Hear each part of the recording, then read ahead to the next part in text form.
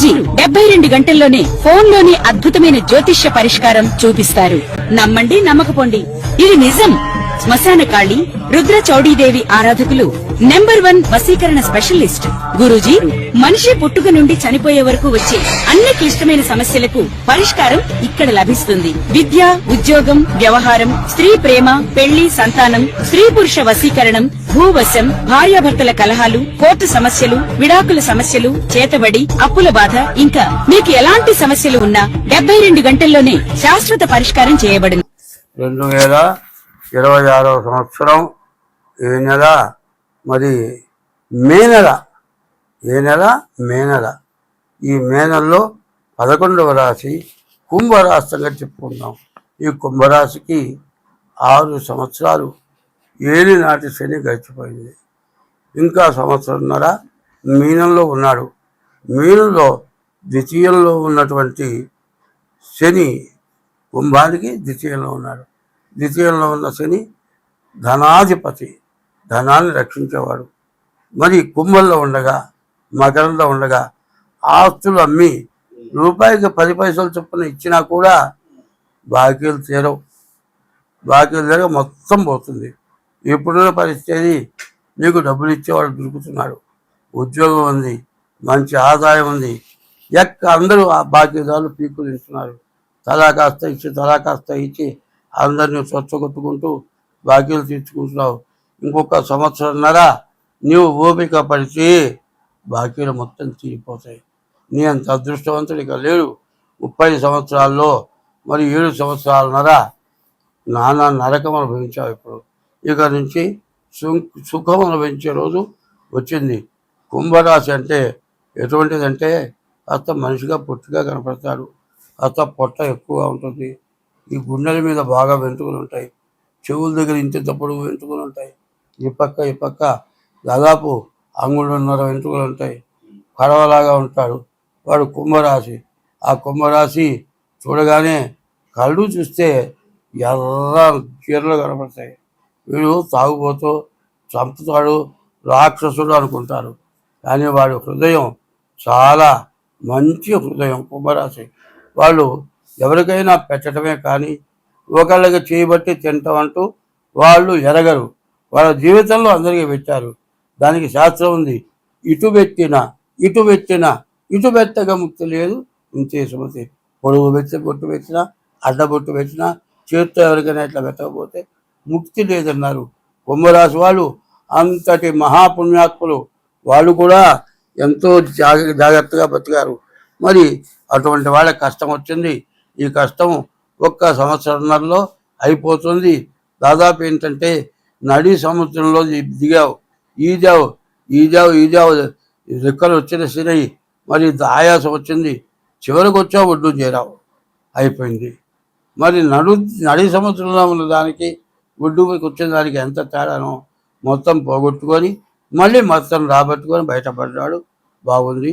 ఈ కుంభరాశికి శనికి తప్పనిసరిగా జపం చేయించుకోండి. తర్వాత మీ డేట్ ఆఫ్ బర్త్ ద్వారా మీ జాతకం తప్పనిసరిగా చూపించుకుంటే మీకు ఎటువంటి ఇబ్బంది ఉండదు. స్వస్తి. మానవ జన్మ ఎత్తిన తర్వాత మంచి పని అయితే తొందరపడి చేయరు, చెడు పని అయితే తొందరగా వెంటనే చేసేస్తారు. ఎవరి మీద ఖర్చు ఉందనుకుందాం, కొంతసేపు ఆ ఖర్చు ఉన్నవాడు ఏం చేస్తాడు? వీళ్ళు చంపి పారేద్దాం అనుకుంటాడు. చంపి పారేద్దాం అనుకున్నప్పుడు ఏం చేస్తాడు? ఏం దొరుకుతుందో 4 పక్కలు చూస్తాడు. ఒక గడ్డ పరుగు, ఒక గుండ్రాయో, మరి ఏదైనా గట్టి వస్తువు కనపడదు, అక్కడే సారి వేసి తలకాయ వలగొట్టాడు. తలకాయ బయలుదా మనిషి చచ్చిపోతాడు. లోపల నీకేదో అపకారం చేశాడు. అపకారం చేశాడు కాబట్టి వీడిని బతకనివ్వకూడదు. నీ ఉద్దేశం ఏంటి? నీకు అపకారం చేశాడు, ఇంకా ఎంతమందికి ఇట్లా చేస్తాడో, కాబట్టి వీడిని బతకనివ్వకూడదు అని నువ్వు అనుకుంటావు. కానీ అది నీ బాధ్యత కాదు. నీవు చెప్పింది ఒక రకంగా మంచిదే. ఎట్లా అంటే, నాకు అపకారం చేశాడు, ఇంకా ఇట్లా ఎంతమందికి అపకారం చేస్తాడో అనుకుంటున్నావు. అపకారం ఎవరికి చేస్తాడు, ఎవరికి మంచిగా ఉంటాడు అనేది భగవంతుడి యొక్క నిర్ణయం. మరి వాడు పెళ్లి చేసుకున్నాడు, పిల్లలు ఉన్నారు. పిల్లలను ఎవరినైనా సరే వాళ్ళు ఎంత వేధించినా ఎన్ని బాధలు పెట్టినా వాళ్ళని చంపడే కారణం ఏంది? వాళ్ళకి వీడికి విరోధం లేదు, వాడికి వీడికి ప్రేమ ఉంది, నీకు వాడికి విరోధం ఉంది. ఆ విరోధం వల్ల వాడు నువ్వు వాడిని చంపావు. దానివల్ల ఈ ఏలినాటి శనిలో అష్ట కష్టాలు వస్తాయి.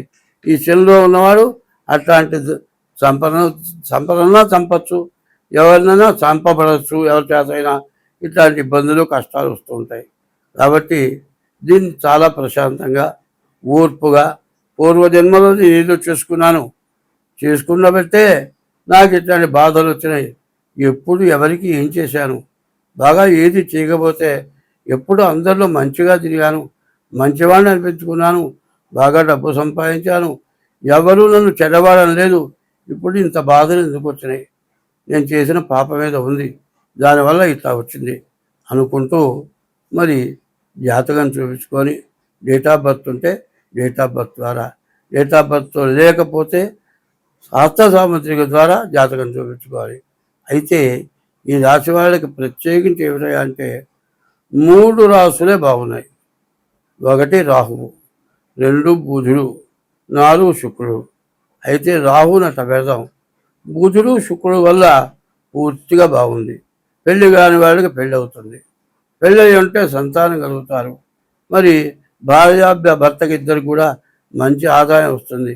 కాదు ఇల్లు కట్టుకోవాలని కోరుకుందనుకోండి, ఇట్లాంటి టైంలో ఇల్లు కట్టుకునే అవకాశం వస్తుంది. బుధుడు బాగున్నాడు, వ్యాపారం బాగా సాగుతుంది. కానీ రాహుకేతువుల మధ్యలో గ్రహాలు పడ్డాయి. ఇది కాలసర్ప దోషం. ఈ కాలసర్ప దోషం ఎట్లా ఉందంటే ప్రతి చోట ఇంట్లో భార్యాభర్తలకి, రాజ్యంలో రాజులకి, మంత్రులకి, ఇట్లా ఉద్యోగస్తులకి అందరికీ కూడా ఒక రకమైన సమస్యలు, బాధలు. ఈ బాధలు ఎట్లా ఉంటాయంటే మనం మానుకొని ఎట్లా వెళ్ళిపోదామా, ఏదైనా చచ్చిపోదామా, ప్రాణం తీసుకుందామా అన్నంత పరిస్థితి ఇబ్బంది చూపిస్తాడు. కానీ ఎన్ని ఇబ్బందులున్నా మానవుడు ఆత్మహత్య చేసుకోవడం కానీ, శత్రువుని తిరిగి చంపడం కానీ ఇది మానవ ధర్మం కాదు, మనిషి చేసే పనులు కావు. ఇట్లాంటివి చేస్తే ఇంతకి 4 రెట్లు కష్టాలు అనుభవించాలి. ఏ జన్మలో కష్టాలు చేస్తేనే ఈ ఏలినాటి శనికి టైంలో కష్టాలు వస్తాయి. అదే ఈ ఏలినాటి శనిలో ఏ పాపం చేయని వాళ్ళు బాగా సుఖంగా డబ్బు అంతా సంపాదించుకొని బాగుంటారు. ఇట్లా ఉండటానికి కారణం ఏంది? నీ వ్యక్తిగతమైన పూర్వజన్మ పుణ్యం, లేకపోతే పూర్వజన్మ పాపం.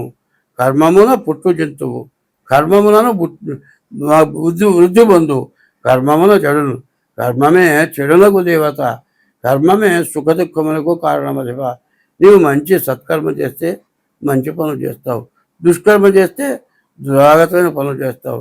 ఎట్లాంటి దురాగతమైన పనులు? ఒక ఊళ్ళో ఒకటి ఉంటాడు, ఎదురు అవడానికి భయపడతారు, ఉరికిన చొక్కాలు జేబులో పట్టుకొని లాక్కొని పోతాడు, డబ్బులు మెళ్ళో గొలుసుంటే తెంచుకుపోతాడు. వాడు ఎదురుస్తున్నా అంటే భయం, పారిపోతారు. ఎందుకు? వాడు చేసిన దుష్కర్మ వల్ల అట్లాంటి దుర్మార్గ పనులు చేస్తున్నారు. సత్కర్మ చేస్తే 10 మందితో మెప్పు పొందుతాడు, గొప్పగా సంపాదిస్తాడు, బాగా సుఖంగా ఉంటాడు, బాగా బాగుపడతాడు. కాబట్టి ఇది పూర్తిగా తెలియాలంటే డేట్ ఆఫ్ బర్త్ ద్వారా కానీ, లేకపోతే హస్త సాముద్రిక ద్వారా కానీ మీ జాతకం చెప్పించుకోండి. మీ లోపాలు ఉంటే దాన్ని చెప్పి దానికి తగినటువంటి శాంతి చేయిస్తాం. స్వస్తి. ఓంకార మంత్ర సంయుక్తం నిత్యం ధ్యాయంతి యోగినః కామదం మోక్షదం తస్మై ఓంకారాయ నమో నమః. నమస్తే దేవదేవేశ, నమస్తే పరమేశ్వర, నమస్తే వృషభారూఢ నకారాయ నమో నమః. మహాదేవం మహాత్మానం మహాపాతకనాశనం మహాపాపహరం వందే మకారాయ నమో నమః. శివం శాంతం జగన్నాథం లోకానుగ్రహకారణం శివమేకం పరం వందే శికారాయ నమో నమః. వాహనం వృషభో యస్య వాసుకీ కంఠభూషణం వామే శక్తిధరం వందే వకారాయ నమో నమః. యత్ర కుత్ర స్థితం దేవం సర్వవ్యాపినమీశ్వరం యల్లింగం పూజయే నిత్యం యకారాయ నమో నమః. 2026వ సంవత్సరం